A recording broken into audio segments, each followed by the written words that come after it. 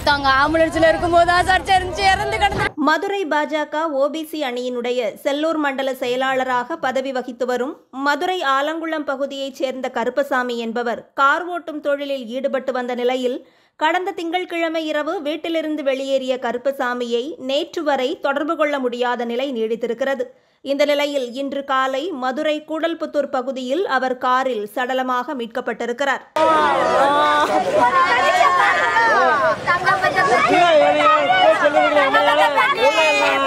அவரது மரணத்தில் சந்தேகம் இருப்பதால் உரிய விசாரணை முடியும் வரை உடலை வாங்க முடியாது என்று பாஜகவினரும் அவரது உறவினர்களும் கோரிக்கை விடுத்துள்ளனர். காலை பாஜக மதுரை நகர் மாவட்ட தலைவர் மாரி சக்கரவர்த்தி அவர்கள் என்னை தொலைபேசி மூலமாக தொடர்பு கொண்டு ஒரு முக்கியமான புகார் கொடுக்கணும்னு கமிஷனை பார்த்து புகார் கொடுக்கணும்னு சொன்னார். அந்த புகார் கொடுத்துட்டோம். அந்த புகார் என்னன்னா, கருப்பசாமி ஓபிசியினுடைய மாவட்ட செயலாளர், பாஜகவுடைய தீவிர களப்பணியாளர், அவர் மர்மமான முறையில் கூடல்புத்தூர் காவல் நிலையத்தில் இறந்திருக்காரு. இன்னைக்கு காலையில் அவருடைய சொந்த வாகனத்தில் இறந்து கிடக்கிறாரு. இதுக்கு முன்னாடி ஒரு 3 விஷயம் நடந்திருக்கு. அந்த 3 விஷயத்தை மீடியாவுக்கு சொல்றான். சில நாட்களுக்கு முன்பாக 2 இஸ்லாமியர்களால் அவர் தாக்கப்பட்டு, அவர் ஆட்டோ ஓட்டுறவர் 2 இஸ்லாமியர்களால் தாக்கப்பட்டு அவர் தெற்காசி சட்டத்தில் ஒரு புகார் கொடுக்குறாரு. அந்த புகாரின் அடிப்படையில் அந்த இஸ்லாமியர்கள் மீது வழக்கு செய்யப்பட்டுள்ளது. அதனால் ஆட்டோ ஓட்டுறதை விட்டுட்டு டாக்ஸி வாங்கி அங்கிருந்தே வர்றாரு. டாக்ஸி வாங்கி இங்கே ஓட்டுறாரு. இந்த நிலையில் சம்பந்தம் இல்லாமல் ஹோட்டல்காரர்கள், மினி பஸ்காரர்கள் அவரை தாக்குறாங்க. இதுக்கடையில் இந்த ரீல்ஸ் நடந்துக்கிறீங்களே, இந்த காலையில் அதிகாலையில் எந்த விதமான ஒரு வீட்டில் எந்த விதமான தகவல் இல்லாமல் மர்மமான முறையில் அவர் அவருடைய வாகனத்தில் இருந்து கிடக்கிறாரு. இது சம்மந்தமாக காவல்துறையில் காலையில் 9 மணிக்கு புகார் கொடுத்தாச்சு. ஆனால் இப்போ மணி 2 போகுது.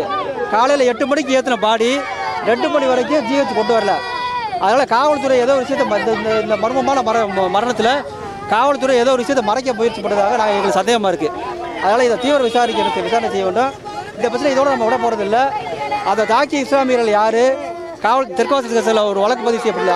அந்த வழக்கு சம்பந்தமாக என்ன விஷயம், இவரை தாக்கிய ஹோட்டல்காரங்க யார், ஆம்னி பஸ்காரங்க யார் அப்படின்றத தீவிரமாக விசாரணை செய்து இவருடைய மர்மமான மரணத்தில் உள்ள உண்மை நிலையை கண்டறிக்க வேண்டும் என்று காவல்துறைக்கு நாங்கள் ஒரு கோரிக்கை வைக்கிறோம். இந்த கோரிக்கையை செயல்படுத்தப்படவில்லை இல்லைன்னா அடுத்த கட்டமாக எங்களோட தலைமையில் ஆலோசனை செய்துவிட்டு அடுத்த கட்ட போராட்டத்தை நாங்கள் தயாராகும் என்பதை தெரிவித்துக் கொள்கிறோம். வீட்டுக்கு வந்தாங்க சார், செல்ல காணான்னு சொன்னாங்க சார். நீனும் வீட்டுக்கு வேலைக்கு போயிட்டு நான் இப்போ தான் வந்துருக்கேன். செல்ல காணா, நான் போய் தேடிட்டு வரேன்னு தான் சார் போனாங்க. வரவே இல்லை சார், நைட்டு வரவே இல்லை. நாங்கள் காணாங்கண்ணா நேற்று வரைக்கும் தேடினேன். சாயங்காலம் தான் சார் ஸ்டேஷனில் போய் கம்ப்ளைண்ட் கொடுத்து காலையில் ஆணியூர் ஸ்டேஷன்லேருந்து எங்களுக்கு ஃபோன் வந்துச்சு சார், நீங்கள் கூடல் நகர் சர்ச்சுக்கிட்ட போங்கன்னு சொல்லி பார்த்தாங்க. ஆம்புலன்ஸில் இருக்கும்போது சார் தெரிஞ்சு இறந்து கிடந்திருக்காரு. அது வரைக்கும் கார் கடையில் இறந்து கிடந்திருக்காங்க. அப்போ தான் சார் சரி சார் அவங்க அவர் இறந்ததுல மர்மம் இருக்கு, என்ன ஆகுதுன்னு தெரியணும்.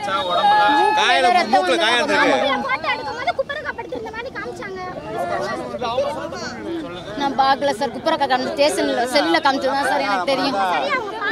அதுக்கப்புறம் நாங்கள் ஆம்புலன்ஸில் பார்க்கும்போது மூஞ்சி போய் மூக்கில் ரத்தம் வந்து மட்டும் பார்த்தோம். செல்ல காணா, நான் போய் தேடிட்டு வரேன். நாங்கள் என்ன நடந்துச்சு ஏது நடந்துச்சு. என்ன கிழமை? 17ஆம் தேதி. என்ன கிழமை? 17ஆம் தேதி திங்கக்கிழமை. என்ன பிரச்சனை நடந்துச்சு தெரியாது சார். இந்த செல்லுக்கான நான் ட்ரை பண்ணிட்டு இந்த ஃபோன் அடிக்க அந்த பொரோட்டா கடைக்கு செல்லு கிடந்துச்சுன்னு சொல்லி கொடுத்து அவங்க தான் ஃபோன் அடிச்சாரு.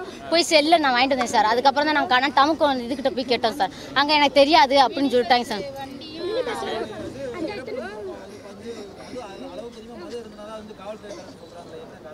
அவங்க அப்படித்தான் அங்கே சொல்லியிருந்தா சொல்றாங்க சார். அளவுக்கு மீறி இல்லை, எப்பயும் அளவா சாப்பிடாரு, எப்பயும் இருக்கு சார், இருக்கு சார். திருப்பி காலையில நாங்க போய் கேட்டதுக்கு அவங்கள பார்க்கவே இல்லைன்னு சார். 2 நாளைக்கு முன்னாடி மினி பஸ்ல சண்டை நடந்திருக்குன்னு சொல்லி சொன்னாங்க. சண்டை நடக்கும்போது தான் அவனுக்குள்ள செல்லு கீழே விழுந்திருக்கு. அங்கே இருக்க புரோட்டா கடைக்காரங்க எடுத்து வச்சிருக்காங்க. எடுத்து வச்சுட்டு தான் சார்ஜர் இல்லை போலுக்கு அவங்க சார்ஜர் போட்டு திரும்பி கால் பண்ணியிருக்காங்க. இவளும் கால் ட்ரை பண்ணிக்கிட்டே இருக்கவும் நம்பரில் ஃபோன் வரவும் எங்கிட்ட தான்ப்பா இருக்குது ஃபோனு அப்படின்னோடனே இவள் போய் ஃபோன் வாங்கிட்டு வந்திருக்கான். வாங்கிட்டு அதுக்கப்புறம் தான் ஆளை காணோன்னு சொல்லிட்டு இவள் போய் கம்ப்ளைண்ட் பண்ணியிருக்கான். இன்னைக்கு காலையில் எஸ்ஐயில் இன்னொருத்தவங்க ஆணையூர்லேருந்து ஃபோன் அடித்து இந்த மாதிரி கூடல் நகர் போங்க, எஸ்ஐ அவங்கள வேகமாக வர சொல்கிறாங்க, வேகமாக போங்கன்னு நாங்கள் 4 பேர் போனோங்க சார். போனோம்னா கார் அங்கே இருக்குது, ஆம்புலன்ஸ் அங்கே இருந்துச்சு.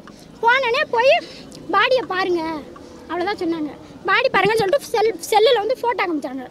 அவங்க காருக்குள்ளே கிடக்கிற மாதிரி ஒரு ஃபோட்டோ காமிச்சாங்க. அப்போ குப்பரக்கா கிடந்தார்.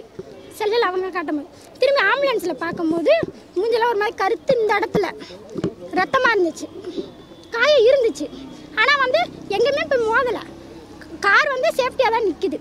மினி பஸ்ஸில் வரச்சுன்னா அந்த க்ரீன் கலர் கோடு மட்டும்தான் இருக்குது. அது 2 நாளைக்கு முன்னாடி நடந்தது. வேறு எங்கேயுமே எதுவுமே நடக்கலை.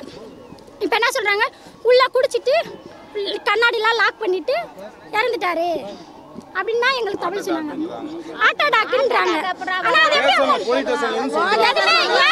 சொல்கிறாங்க. இங்கே போஸ்ட்மார்ட்டம்லாம் சொல்லணும் அவங்க சொல்கிறாங்க.